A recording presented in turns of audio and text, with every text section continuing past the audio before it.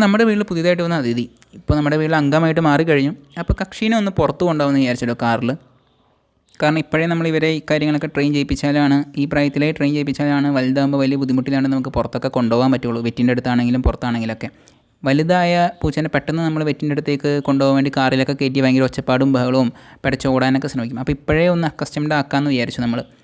അപ്പോൾ ആദ്യം കയറിയപ്പോൾ കാറൊക്കെ ഒന്ന് പരിശോധിച്ച് മൊത്തം അവിടെയൊക്കെ ഓടി നടക്കുന്നുണ്ടായിരുന്നു. അതിനുശേഷം ഭയങ്കര കാമായി 1 കിലോമീറ്റർ യാത്ര ചെയ്തപ്പോഴത്തേക്കും കക്ഷി കാമായിട്ട് അവിടെ തന്നെ ഇരിക്കുന്നുണ്ടായിരുന്നു, കാഴ്ചയൊക്കെ കണ്ടിരിക്കുന്നുണ്ടായിരുന്നു.